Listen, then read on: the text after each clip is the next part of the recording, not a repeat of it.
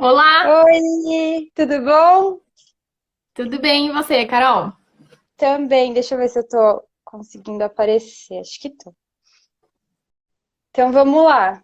Já temos alguns espectadores. Sim, pessoal pontual, hein? Todo mundo já estava de olho, já esperando. Muito, muito bom, muito bom. Antes, eu só queria fazer um lembrete que hoje saiu uma notificação, né, que os médicos veterinários que têm o CRMV ativo precisam se cadastrar num recrutamento ao combate e tratamento da Covid-19. Então, eu queria lembrar a todo mundo que às 19 horas vai ter uma live lá no perfil Avenews. Eu acho que a gente já marcou aqui nos stories anteriores e queria convidar todo mundo a participar dessa live porque acho que é importante, até para quem não tem o CRMV ativo, mas para já se familiarizar um pouquinho com o que está acontecendo, que é bem importante e, querendo ou não, envolve também a nossa profissão. Então, foi por isso que a gente mudou o horário da nossa live, a gente adiantou um pouquinho, né? Então, eu queria te agradecer, Camila, por você ter topado participar e ter topado trocar a sua experiência, apresentar um pouquinho de você aqui. A gente já conhece seu trabalho, todo mundo da equipe já te admira, então, eu queria agradecer muito por você ter topado. E queria começar Obrigada pedindo a para vocês você. pelo convite, é um prazer para mim falar com Que vocês. bom! Queria que você se apresentasse um pouquinho e contasse como que você começou. Tá, vamos lá. Bom, eu sou Camila, eu sou médica veterinária de animais exóticos, tá? Desde que eu me formei, em 2016, eu venho trabalhando somente, única e exclusivamente com esses animais. Mas as penas têm um lugar especial no meu coração. E foi uma paixão que surgiu repentinamente. Não sou apaixonada por aves desde criança. Muito pelo contrário, a paixão por elas é recente. Mas desde que eu comecei a ter contato com esses animais, eu me apaixonei pelo trabalho, pelas oportunidades que a gente tem, pela rotina instável que a gente tem, né? Deixa eu só tirar do Vibra, senão acho que vai ficar vibrando aqui. Enfim, e aí comecei a trabalhar com clínica, né, de animais exóticos.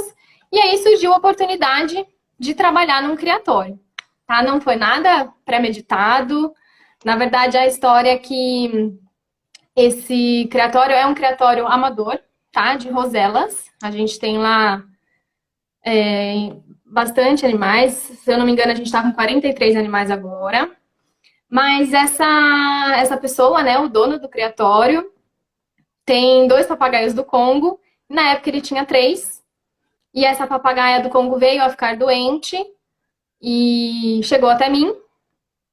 Infelizmente, ela já veio num estado muito avançado, de uma doença muito grave. A gente não conseguiu ter tempo hábil aí para reverter a situação. Mas ele gostou muito do meu serviço.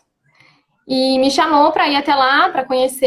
E aí a gente começou a fazer um acompanhamento periódico.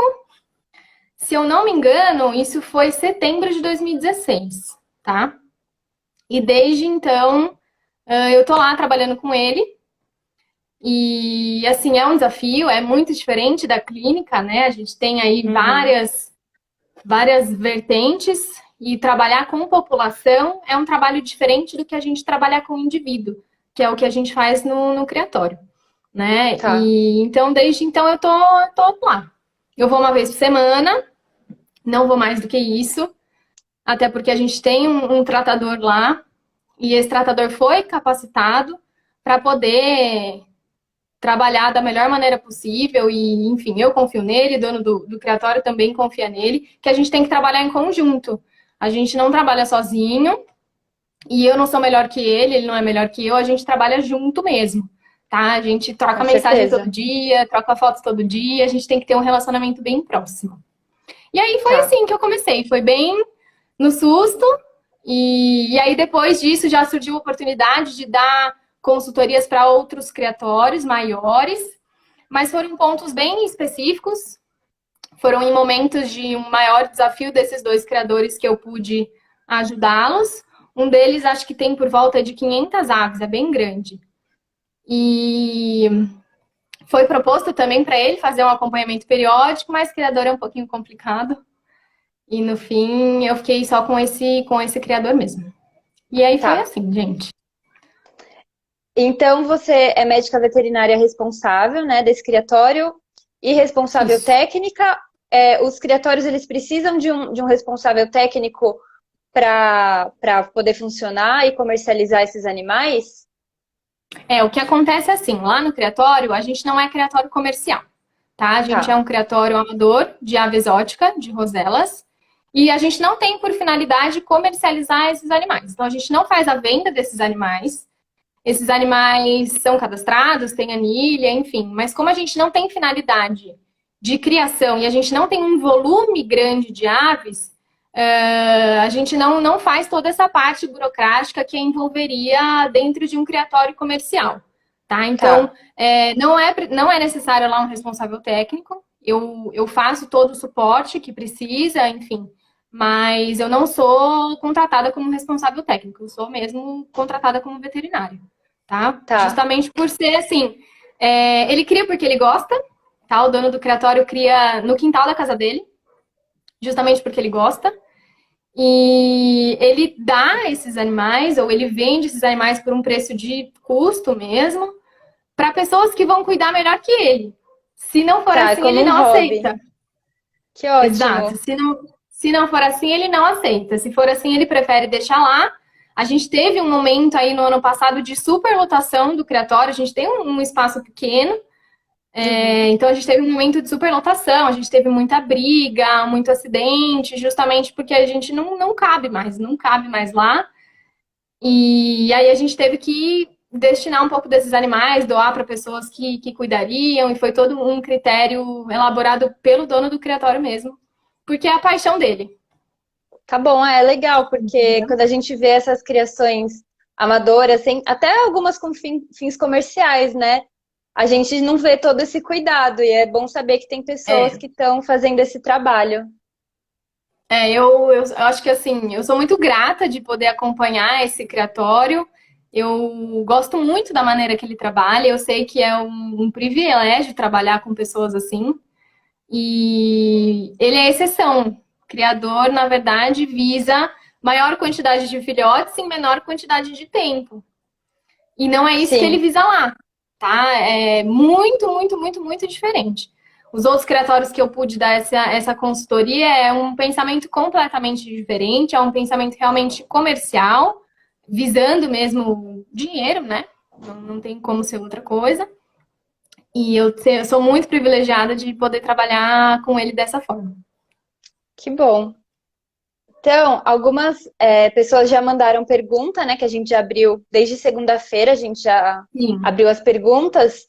E aí eu tô recebendo aqui também as perguntas que vocês estão fazendo durante a live. Tem uma pessoa que está coletando e mandando para mim aqui no WhatsApp. Então a gente deixa para o final e aí a gente já faz as perguntas que foram colhidas durante a semana. Eu perguntei dessa questão de venda, responsável técnico, porque teve bastante pergunta sobre a questão legal. Acho que essa é uma parte É. que a gente não tem durante a faculdade, sobre nenhuma espécie, na verdade, né? Não só sobre aves, e por isso Uhum. deve causar bastante interesse. Então, O que eu sei. Eu vou falar para vocês o que eu sei. Não é nada, é bem o básico mesmo, tá? A pessoa para ter um criatório, para poder comercializar ou para mesmo manejar esses animais silvestres, né? A gente fala mais de animais silvestres, animais que realmente precisam ter um registro, precisam ter nota fiscal, precisam ser monitorados. Esse criatório ele precisa ter um registro e uma autorização do IBAMA. Isso é chamado número de manejo ou autorização de manejo, tá? Isso é um número.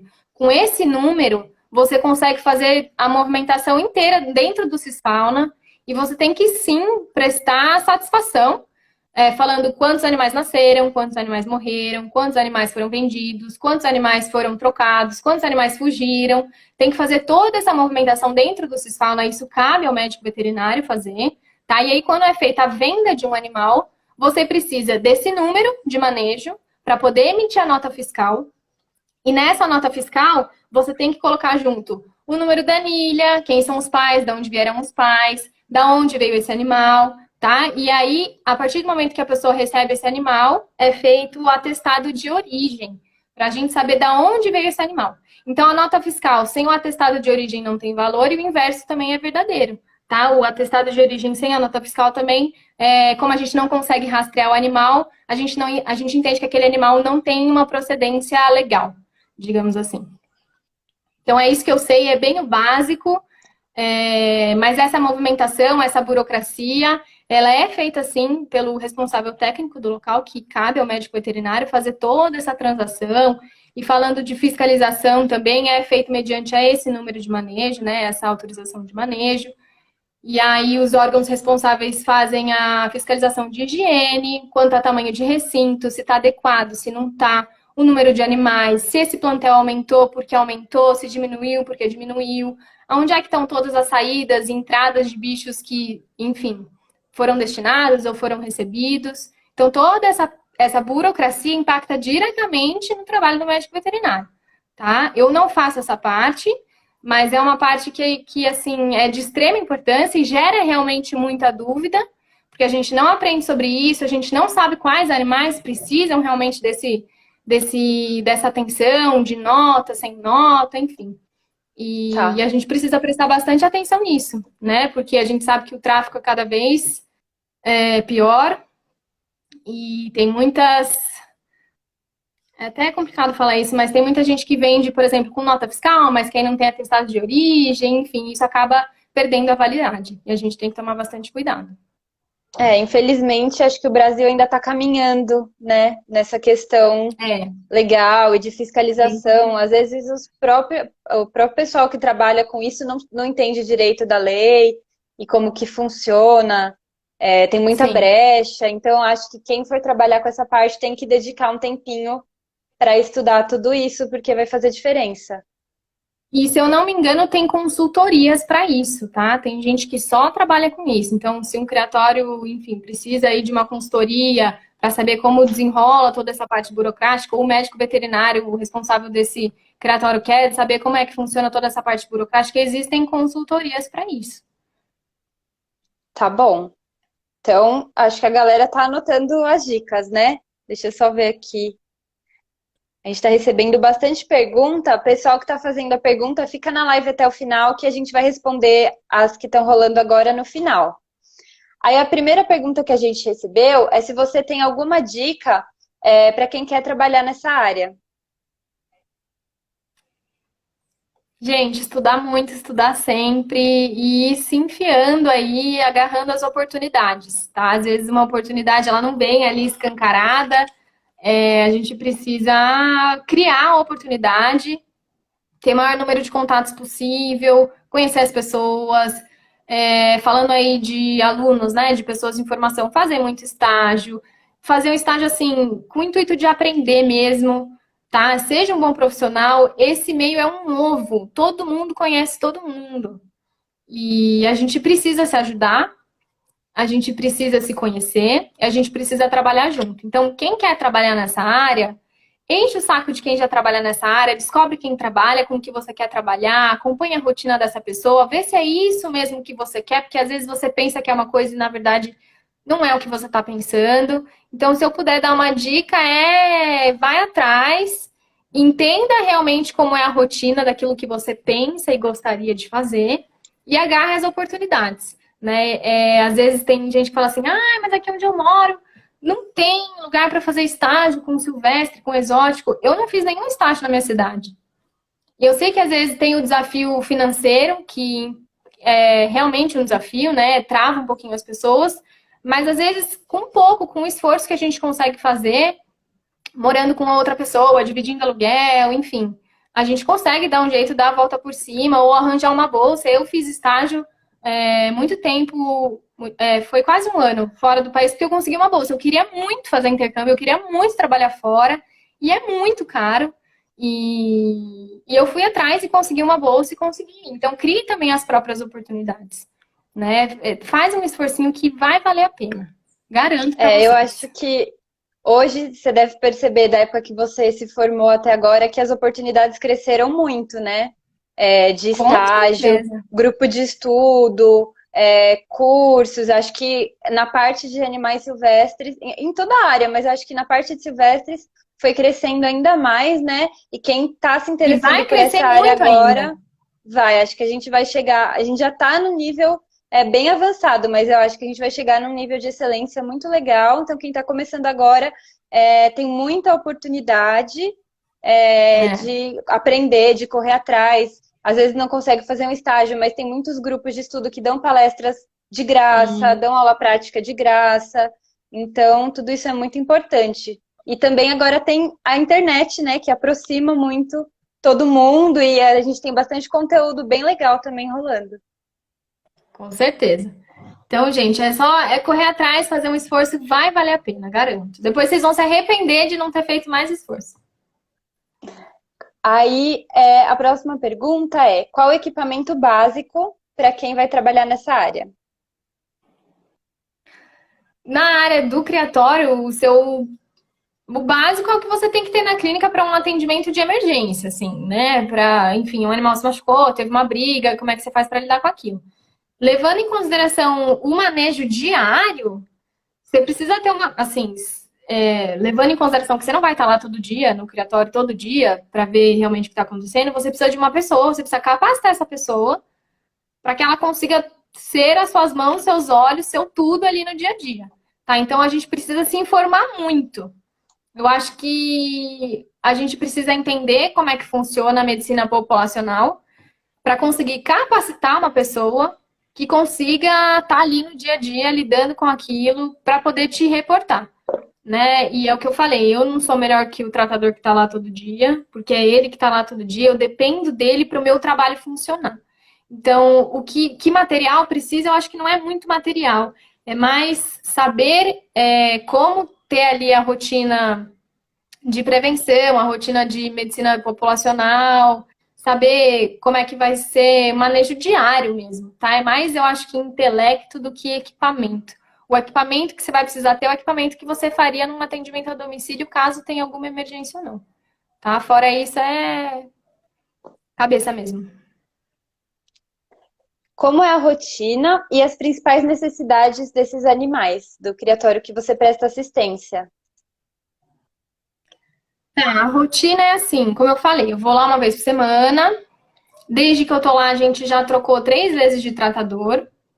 Então, eu preciso passar a rotina que eu quero que seja feita para aquela pessoa, para que ele consiga exercer da melhor maneira possível. Falando de medicina e de população, a gente sempre tem que pensar na prevenção, tá? Então, como é que a gente faz para prevenir doença? A gente precisa entender como é que funciona aquela doença para conseguir prevenir.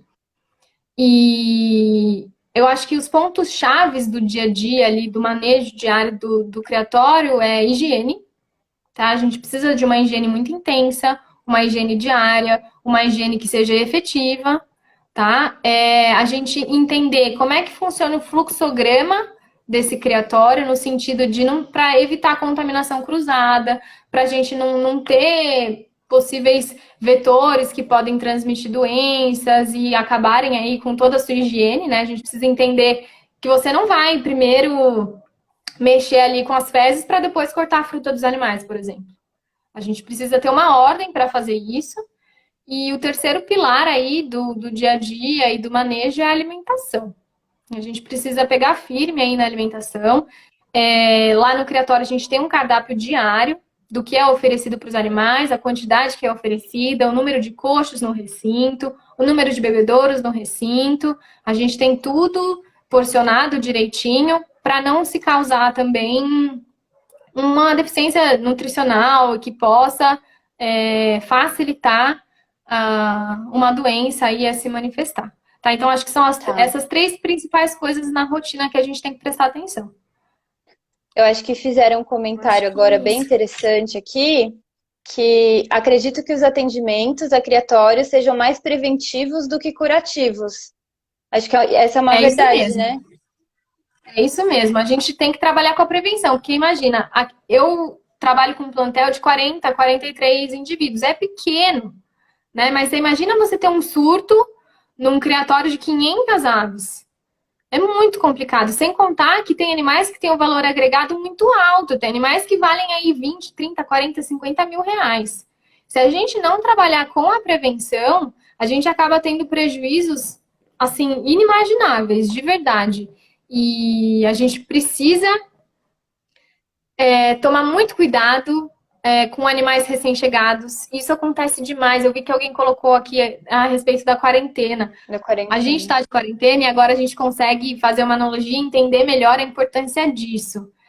Eu vejo muito problema não só em criatório, mas dentro de casa, dentro da clínica, pessoas que adquirem animais novos, não fazem a quarentena e de repente está todo mundo doente e se acaba perdendo um monte de bicho por bobeira. Tá? A quarentena não necessariamente é de 40 dias, geralmente a gente faz 21 a 30 dias. Ela tem que ser feita, ela tem que ser pensada, faz parte do fluxograma do plantel quando a gente tem entrada de animais novos, tá? Para que a gente realmente não tenha perdas estratosféricas aí que a gente não consiga controlar. É exatamente o que a gente está vivendo hoje. Uma pessoa doente transmite para quantas, né? 10, 20, 30. Imagina isso num plantel de aves em que a gente tem um espaço reduzido. Geralmente a ventilação, se não é na área externa, não é tão eficiente.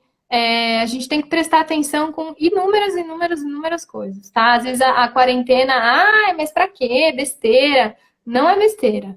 Não custa nada você manter ali aquele animal 21, 30 dias quietinho no canto dele, alimentando legal, fazendo suplementação se necessário, rodando exame, isso é extremamente importante.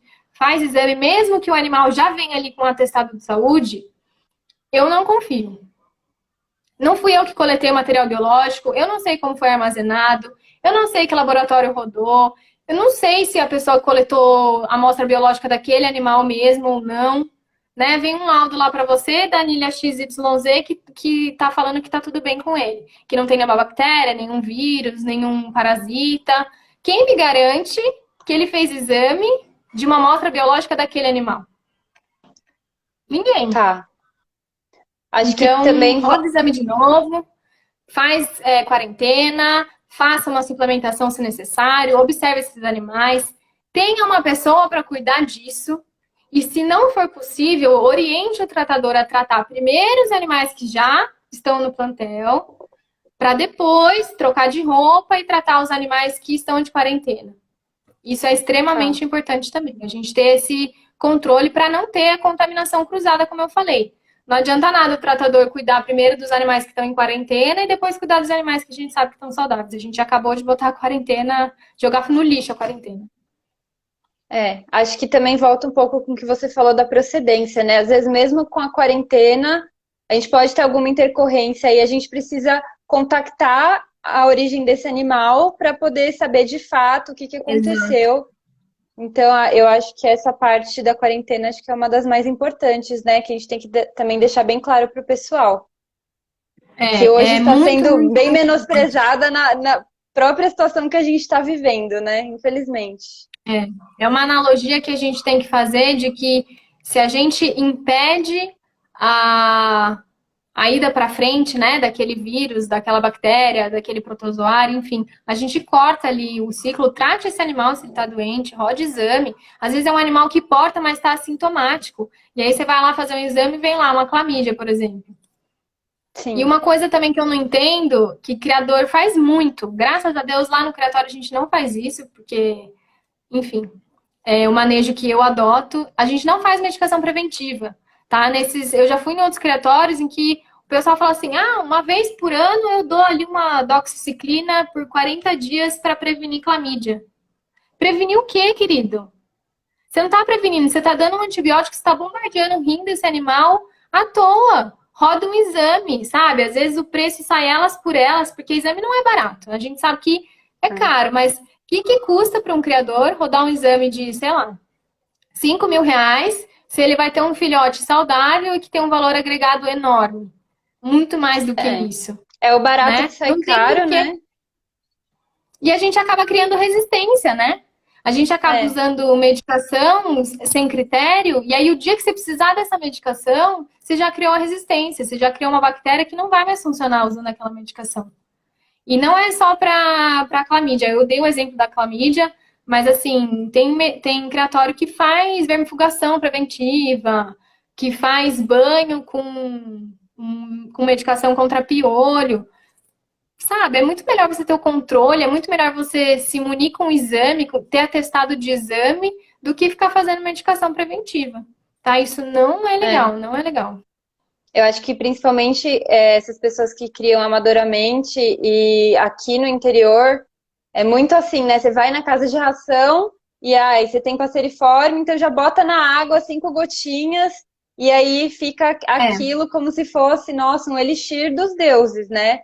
E na verdade tá fazendo mais mal do que bem pro animal. E mais pra e frente isso vai aí, sair mais caro. e o que acontece muito é que, assim, vamos supor que você tá fazendo esse antibiótico e, de repente, você teve um surto de alguma coisa e seus animais começaram a morrer, que foi justamente o caso que eu fui atender em um desses outros criatórios, tá? Ele tava fazendo uma medicação, tinha recebido bichos há pouco tempo, acho que fazia uns 30 dias. Não fez a quarentena e ele tava fazendo antibióticos, os bichos começaram a morrer. Nem me adianta rodar o exame, né? Se vier um resultado negativo, pode ser um falso negativo. Eu acabo mascarando a doença usando um antibiótico. Isso é muito comum na clínica também. Eu canso de atender animal que vem tomando Enroflex, que vem tomando antibiótico na água, que vem tomando vermífugo. E a gente acaba mascarando realmente a doença e aí você não tem nenhum exame fidedigno para poder combater aquilo que está acontecendo. Tá? Então, é um grande problema que a gente tem com o criatório. Eu acho que com aves canouras, com canário, bicudo, enfim, isso também acontece muito. Eu já recebi muita proposta para trabalhar nesse tipo de criatório e eu não trabalho, tá? Eu acho que não é o tipo de trabalho que eu quero exercer, não é o tipo de conduta que eu gosto de fazer. E quem cria, né, os criadores mesmo, acham que sabe de tudo. E aí Eu você acho que fala uma eles estão coisa, um pouco olha, abertos. não faz isso. É, Eles têm a cabeça muito fechada, eles têm realmente muita experiência, mas eles têm experiência de manejo. Falando de medicina, é outra história. E eles é. fazem um tratamento preventivo, que a hora que você vai falar para não fazer, ele acha ruim, né? E depois se acontecer alguma coisa, o problema ainda é seu, a culpa ainda é do veterinário. É. Então eu já recebi 4, 5 propostas para trabalhar em criatório nesse modelo e eu não trabalho. Tá? Eu acho que não é o tipo de trabalho que eu quero fazer e é muito legal eu falar isso também para a gente também não deixar a medicina de lado, tá? Dê valor ao veterinário, dê valor à medicina. A gente não pode achar que o dinheiro vai pagar tudo. A gente tem que trabalhar de acordo com o que a gente acha certo, com o que está dentro da nossa ética, né? E não aceitar qualquer coisa, não. Acho que nosso tempo de estudo e investimento é tão valioso e a gente não pode trocar ele também por qualquer proposta que aparece, né? Exato. A gente tem que saber quantificar e botar na balança o que que vale a pena. Eu vou voltar para as Exatamente. perguntas, Camila, senão eles vão brigar comigo. Não vai dar tempo. É, é, aproveitando que você falou que a nutrição é um dos pilares aí da medicina de criatório, fizeram uma pergunta: qual a base da alimentação desses animais? Ração extrusada, tá? É a base da alimentação deles lá no criatório. A gente tem outras suplementações, mas a base da alimentação deles é a extrusada, eles comem a extrusada todos os dias.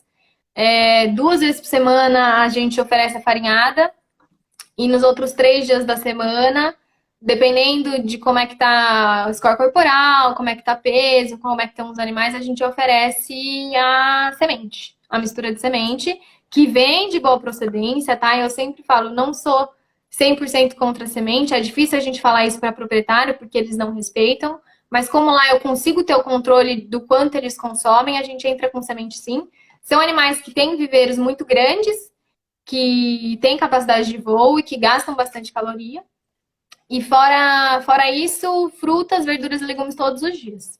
Tá? Eles têm um cardápiozinho que a gente elaborou pensando mesmo neles, nas necessidades deles. E todo dia eles recebem aí fruta, verdura e legume.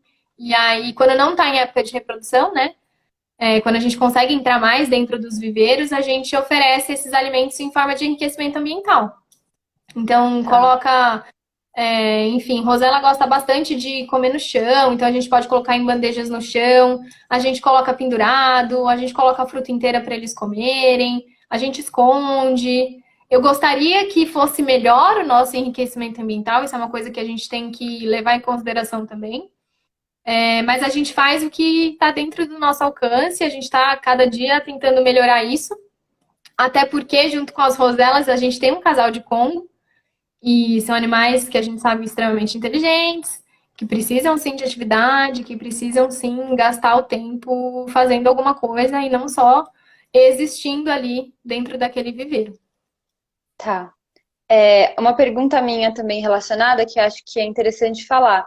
O controle do peso desses animais, ele é feito por esse tratador com alguma rotina? Assim, a gente tem dois tipos de controlar isso, né? Por amostragem, pegar uma amostragem dos animais e fazer esse controle de peso, ou individual. Sempre antes da época de reprodução, então lá para julho, comecinho de agosto no máximo, na verdade a gente faz até antes, final de junho, julho, eu faço a pesagem de todos os animais, tá? Um por um. Na verdade, a gente escolhe os casais que vão criar naquele ano, né? Dentro dos 40 que a gente tem 9 viveiros de criação mesmo. Então a gente escolhe 18 indivíduos que vão criar naquele ano, e aí é feito o controle de peso de cada um, score corporal de cada um, exame de cada casal, tá? Eu não faço o exame por amostragem grande lá no criatório. A gente faz exame de cada casal. E aí é feito um acompanhamento até o início da época reprodutiva. Depois que começa a época reprodutiva, a gente já tem os exames na mão, a gente já tem o score corporal na mão, a gente já tem todas as informações que a gente precisa e a gente não mexe mais nesses casais até agora, começo de abril, tá? No viveiro de repouso, em que ficam os outros animais, que ficam a filhotada, né? Os filhotes que nasceram no ano anterior, a gente faz um controle de peso, sim, mas aí é por amostragem. Uma vez por ano, eu faço individual, tá? Depois a manutenção é feita por amostragem. Então, pega 4, 5 indivíduos e faz o controle. Tá. E é interessante falar também, nesse viveiro de repouso, é feito o exame por amostragem, sim. Mas nos casais, a gente faz acompanhamento semestral, pelo menos de exame parasitológico, tá? De copro parasitológico de fezes. Tá bom. Eu só queria dar um recadinho pro pessoal que tá mandando pergunta agora. Como a gente tem que encerrar antes das 7 por conta dessa live do Conselho Federal, eu vou priorizar as perguntas que têm a ver com o tema da live, que é a medicina aplicada nos criatórios. E aí, se eles quiserem, a gente pode até combinar Me uma outra mandem para falar depois. mais da medicina de Ou a aves, gente né? faz uma outra, ou vocês me mandem. Eu vou dar uma lida aqui também depois e eu vou respondendo para vocês. Isso. Não tem problema. Vamos ver se vai dar tempo de fazer tudo, mas só explicando que eu estou priorizando as que têm a ver com o tema, tá bom? Há algum cuidado no criadouro em questões de manejo para que os animais se tornem mais ou menos dóceis? E como isso afeta a reprodução? Tá, não. A gente não faz esse tipo de manejo lá. Os animais são todos ariscos. A gente não tem intuito, como eu falei, não são animais criados para comércio e muito menos para animais pet. São animais para ficar em viveiro mesmo. Então a gente não faz esse tipo de manejo, não, tá? Mas eu sei que dá para ser feito, tem muita gente que faz. Tem alguns prós e contras, tá? De tirar. O que acontece é que assim, o que o pessoal fala, para amansar filhote, tem que tirar o filhote do ninho antes do filhote sair do ninho sozinho, né? Eu acho que isso tem vantagens e tem desvantagens. Vantagens disso é que realmente o filhote pode ficar mais manso. Desvantagens é que a gente tem que ter um controle bem rígido, bem criterioso de como alimentar esses animais, tem que manejar todos os dias, tem que ter um controle de higiene muito grande. Então, eu não sei até que ponto vale a pena tirar o animal, o filhote do ninho antes dos pais realmente deixarem ele voar sozinho ou não. Mas lá a gente não faz esse tipo de manejo. Tá bom. Eu tô vendo aqui, eu acho que a gente tem mais uma pergunta que foi feita antes, aí a gente tem as do seu Insta, Tá. e aí a gente vai para as da live. como é feito o manejo preventivo das doenças, como a do bico e das penas, por exemplo, que eu acho que você já até comentou um pouquinho, né? A doença do bico das penas é a circovirose, é um vírus. Geralmente, assim, o que a gente tem que fazer é a quarentena, né, para prevenir que a doença não entre no criatório. E se tiver algum animal positivo falando aí de circovirose, esse animal tem que ser retirado do plantel. Então, como é que a gente faz o manejo para não, enfim, o plantel ficar sempre bom, sempre saudável? Já aconteceu casos de animais que foram infectados com micoplasmose, a gente teve até um caso de um animal que contraiu a Aeromonas, que é uma bactéria, e a gente faz a avaliação individual desse animal, faz exames desse animal, faz exame de sangue, faz exame de fezes, faz todos esses exames para vírus, bactérias, enfim, faz esse mix, né, esse pool de exames. Detectando alguma doença, esse animal é isolado, antes até, né, o animal apresentando algum sintoma, esse animal é isolado, a gente tem espaço lá para deixar esse animal isolado. Faz tipo uma enfermaria, um hospital. O animal não, o animal precisando de atenção de um veterinário mesmo, esse animal vem embora comigo, tá? Esse animal não fica no plantel. E aí a gente vai diagnosticar, vai tentar tratar, se der para tratar, ótimo. Se for uma doença como a circovirose, que foi comentado aí, esse animal não volta para o plantel. Tá? Então, é mais efetivo a gente fazer a prevenção. Então, a cada 6 meses a gente faz exame coproparasitológico, com pesquisa de bactérias, para ver se tem algum parasita, alguma bactéria, algum fungo. E anualmente, antes da época reprodutiva, a gente faz exame geral do plantel, por casal, amostragem do viveiro em que ficam os animais de repouso, e identificando alguma doença, que acontece, não tem como. Faz parte, né? Senão eu também não teria trabalho, a gente não teria trabalho. A gente tira esse animal do plantel mesmo, tá? Elimina aí foco de contaminação, dando para tratar ótimo. Mesmo assim, eu sempre fico de olho. Eu tenho aqui, até trouxe para mostrar para vocês. É o número de todas as anilhas, quem é filho de quem é pai de quem tá no viveiro, quem não tá. É muito importante a gente ter o controle. Então, aqui eu tenho tudo. Eu sei que animal brigou com que animal que teve aí uma mutilação, que animal que foi machucado. Tudo, tudo, tudo, tudo. É importantíssimo a gente anotar.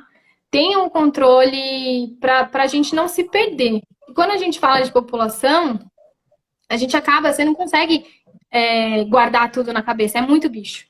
E os bichos se parecem muito. E a gente consegue identificar através do número de anilha. Então, ter esse controle, saber quem já ficou doente, saber o óbito. Sempre que tem óbito, a gente faz a necrópsia, a gente manda esse material para análise, para realmente chegar no diagnóstico e conseguir prosseguir aí sem problemas futuros. Tá bom.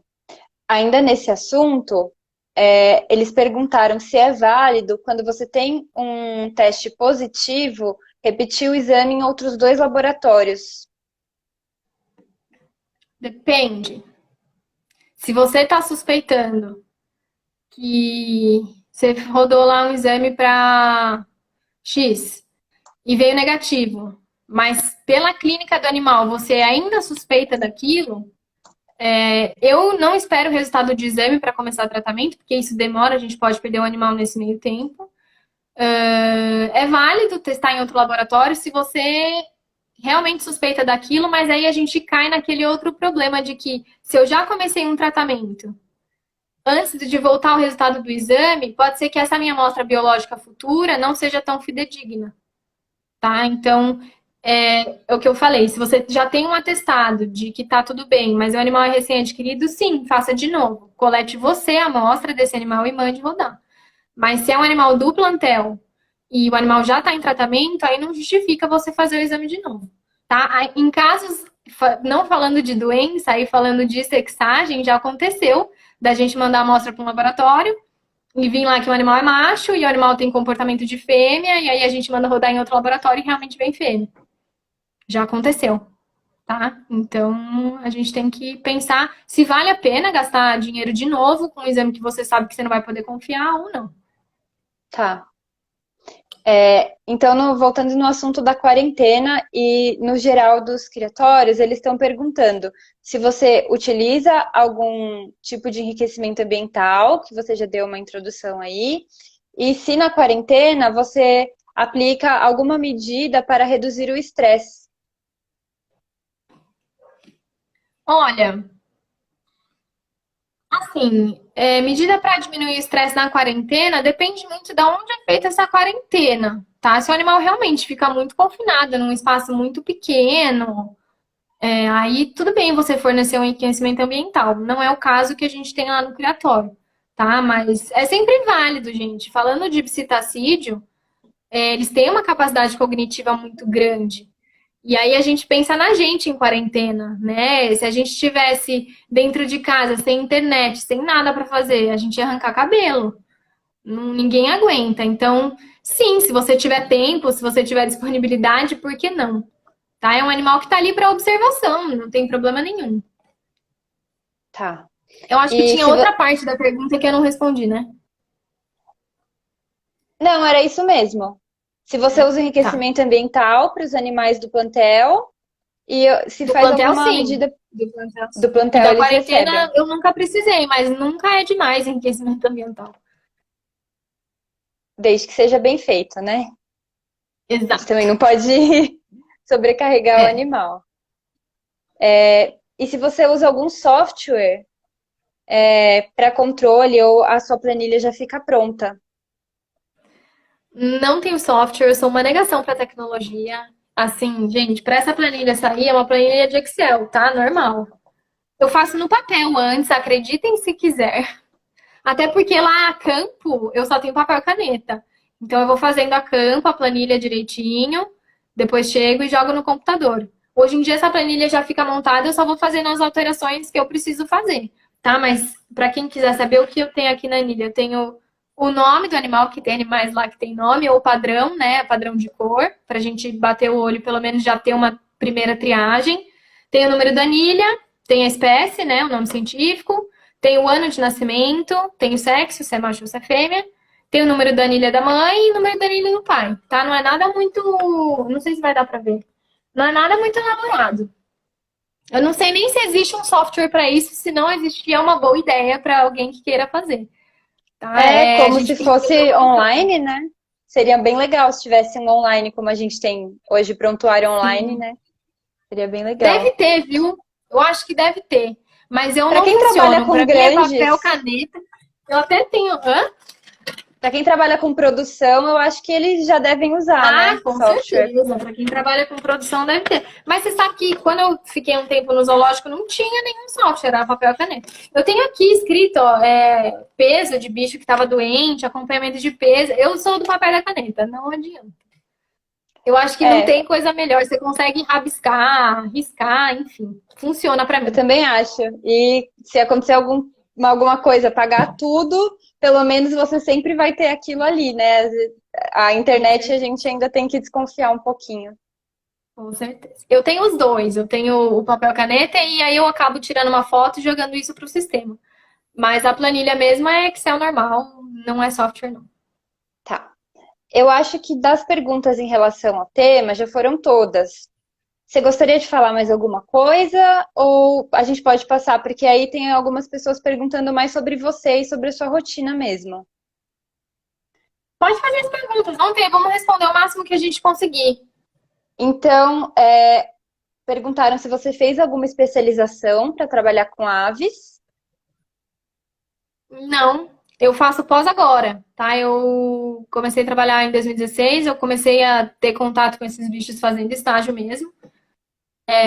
Foi bem aos 45 do segundo tempo, como eu falei, essa paixão por aves não é antiga, é recente. E eu fui muito atrás e não fiz especialização. Hoje eu faço pós, mas para, enfim, para ter o título, para ter mais conhecimento, para fazer contatos. Mas especialização em aves eu não fiz, não. Eu comecei a trabalhar, dei a cara a tapa mesmo. E aí, já puxando o gancho, o que que você indica para as pessoas que querem trabalhar com a medicina de aves? Porque a pessoa que fez a pergunta disse que já ouviu dizer que é uma área sem futuro. Eu diria que é o contrário. A gente viu recentemente aí a reintrodução das ararinhas azuis aqui no Brasil e isso precisou de um trabalho muito intenso e quem é linha de frente disso somos nós, médicos veterinários. tá? Eu acho que tem muito trabalho aí em conservação de espécie. E falando das aves, as aves são o maior número de espécies que a gente tem no planeta. A medicina de aves, ela é crescente, ascendente a todo dia. Assim como a gente falou que a medicina de silvestres e exóticos cresce, né? Vem crescendo muito nesses últimos anos, a medicina de aves acompanha. Hoje em dia, se eu não me engano, o Brasil é o segundo maior mercado, de aves do mundo. Tá? Então, é uma área, sim, em ascensão. E se eu puder dar uma dica, cara, vá em frente, siga o seu sonho e não deixe que as pessoas te diminuam, não deixe que as pessoas roubem esse sonho de você. Só você é capaz de fazer isso acontecer. Isso depende única e exclusivamente de você. Tá, tem bastante gente perguntando como que você conseguiu o seu estágio. O meu estágio fora. Seu estágio fora. Eu fui no oitavo semestre, no nono semestre da graduação, tá? Só faltava um semestre para terminar a faculdade. Surgiu a oportunidade de fazer esse estágio, era pelo programa Ciências Sem Fronteiras. Eu não sei quem conhece ou não, é uma bolsa da CAPES, que hoje em dia não tem mais para graduação, se eu não me engano, é só para mestrado e doutorado. Eu fui o último edital de graduação. E assim, o que eu precisava para conseguir esse estágio? Eu fiz estágio em Viena, tá? Na Áustria. Eu precisava da nota do Enem, um mínimo, que o meu era bem mínimo, não era nada extraordinário.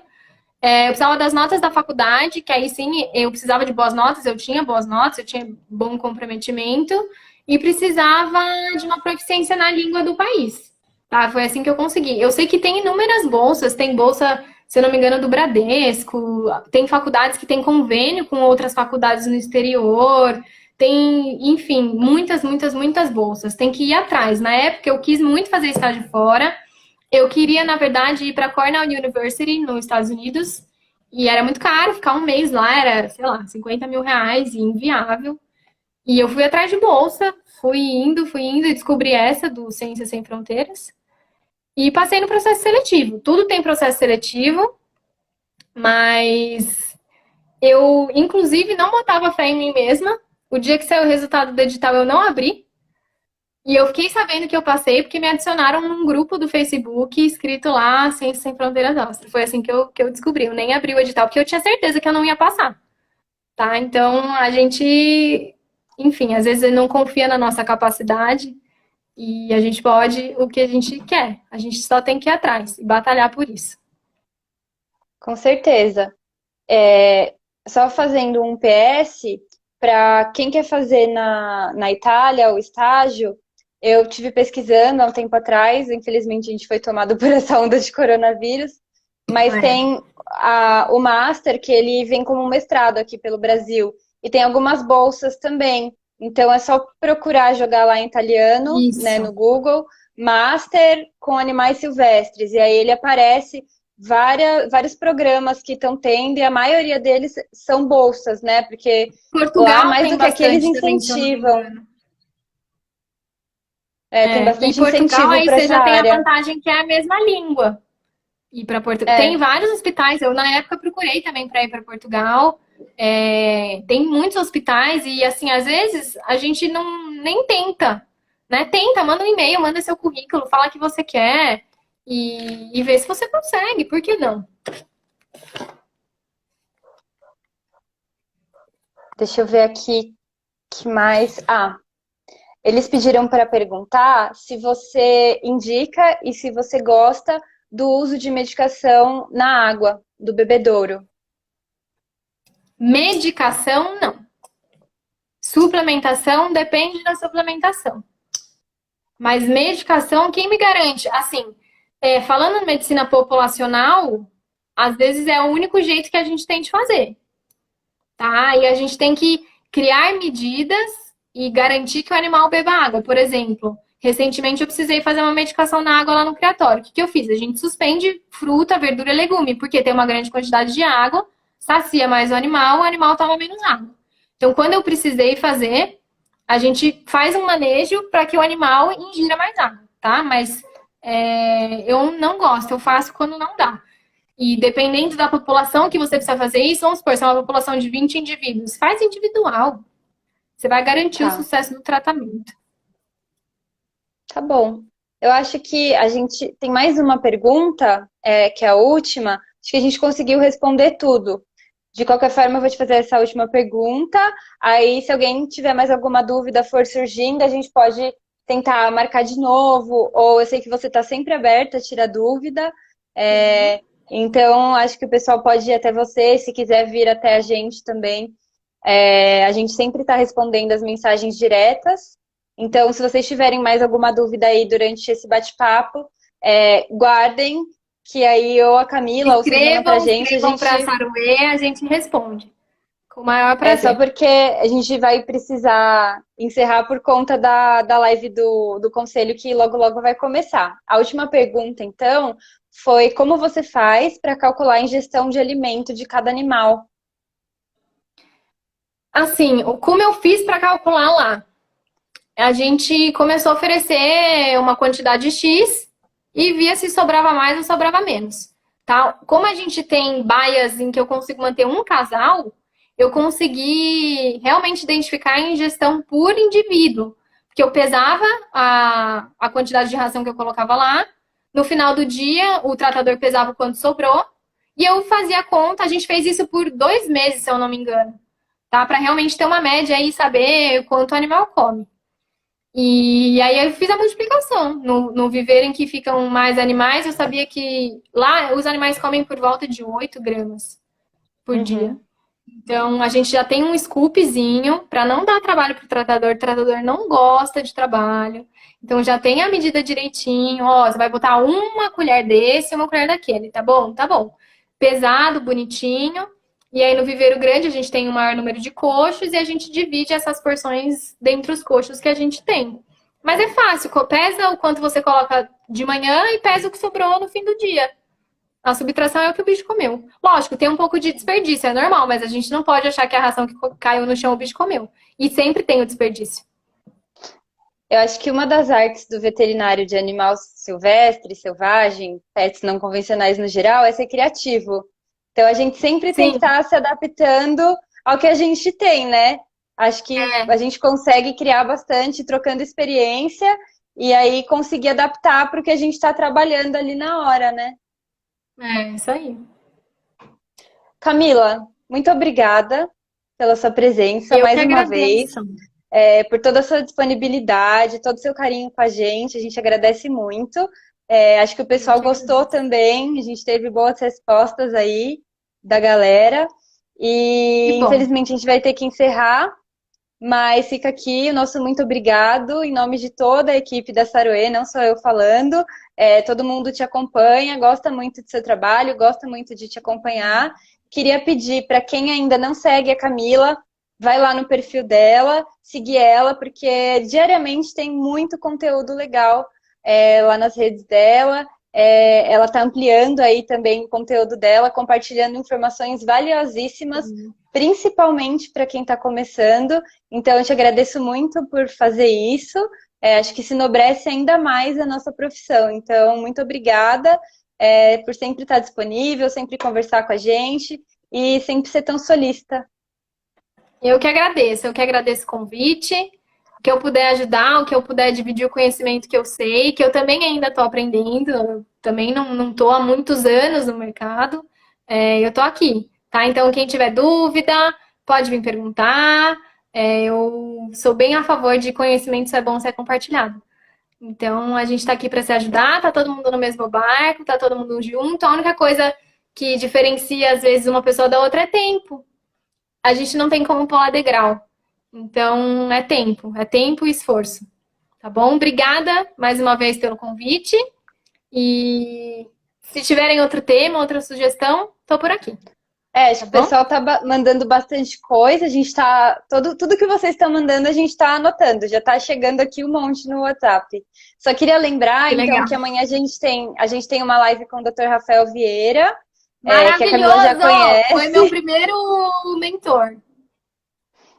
E eu também fiz estágio com o Rafa, então, nossa, Tem nem Lindo. palavras para falar, sou fã. E aí ele vai falar de um tema que era uma terapia na veterinária, que é uma coisa assim tão pouco explorada, mas que acho que é um tema bem legal e dá pra gente usar bastante desse tema. E a laser terapia, que já tá na sua rotina, né, Camila? Já. Acho que também vai ser bem esclarecedora. E aí no domingo a gente tem sobre medicina de peixes, com o Luiz Fernando Bom. Guaraná também. Então, queria convidá-los, todo mundo que está assistindo essa live, ela vai ficar salva, para quem está perguntando, 24 horas. E aí, participe da live do Rafa amanhã, participe da live do Guaraná, a gente vai lançar mais algumas por aí. E o que mais eu tenho que falar, Ana?